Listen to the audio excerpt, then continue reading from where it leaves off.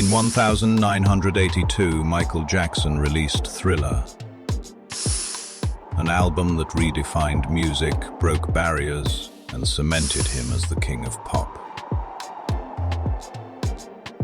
His talent was undeniable, his global reach unparalleled. Yet, behind the dazzling spectacle of his fame lay a hidden narrative. A spiraling descent into addiction that ultimately overshadowed his brilliance and led to a tragic end. The weight of the crown from child prodigy in the Jackson 5, Michael Jackson grew up in a spotlight few could comprehend. His every move was scrutinized, his private life virtually non-existent. The pressure to constantly innovate to maintain his global superstardom was immense. This relentless demand on his physicality and creativity was coupled with a pivotal moment in 1984. While filming a Pepsi commercial, a pyrotechnic malfunction caused severe burns to his scalp. It was this agonizing injury that introduced him to powerful painkillers, a path that would tragically alter the course of his life. What began as a necessity for pain management slowly evolved into a dependency, an unseen battle waged beneath the surface of his public persona. The silent battle as Michael's fame reached stratospheric levels, so too did his isolation. Surrounded by a vast entourage but deeply alone, his reliance on prescription medications escalated. Doctors, some perhaps too willing to cater to the requests of a global icon, facilitated access to a cocktail of powerful drugs. Demerol, Vicodin, Xanax. These were not merely pain relievers, but also a means to cope with insomnia, anxiety, and the relentless pressure of his extraordinary life. In the quiet hours of his lavish Neverland ranch, away from the screaming fans and flashing cameras, Michael was fighting a silent war against addiction, a struggle exacerbated by the very fame that had brought him so much. Public scrutiny, private pain. The late 1990s and early 2000s saw Michael Jackson's public image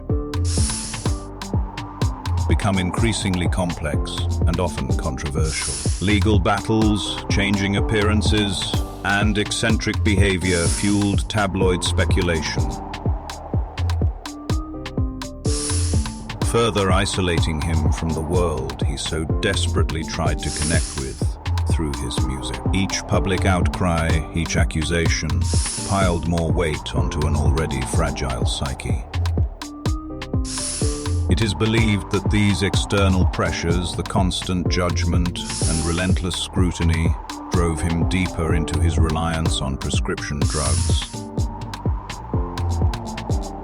As an escape, a shield against an unforgiving world. The man who sang about healing the world seemed increasingly unable to heal himself. The final act by 2009, Michael Jackson was preparing for a monumental comeback tour. This is it. The physical demands of rehearsing for 50 sold-out shows in London were immense for someone in his compromised state. Under intense pressure to deliver, Michael sought help for his chronic insomnia, leading him to Dr. Conrad Murray. Murray administered propofol, a powerful anesthetic typically used in surgical settings to help Michael sleep. It was a fatal decision.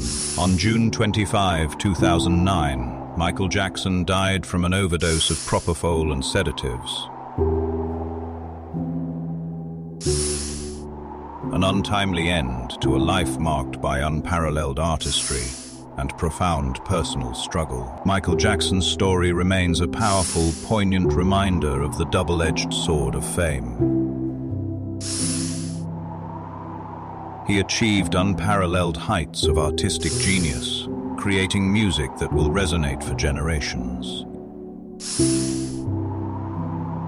Yet, his life also serves as a cautionary tale of how the immense pressures, isolation, and access that come with such celebrity can foster a devastating addiction, ultimately consuming even the brightest stars. The king of pop, who once captivated the world, ultimately succumbed to a battle waged in the quiet, isolated corners of his gilded cage.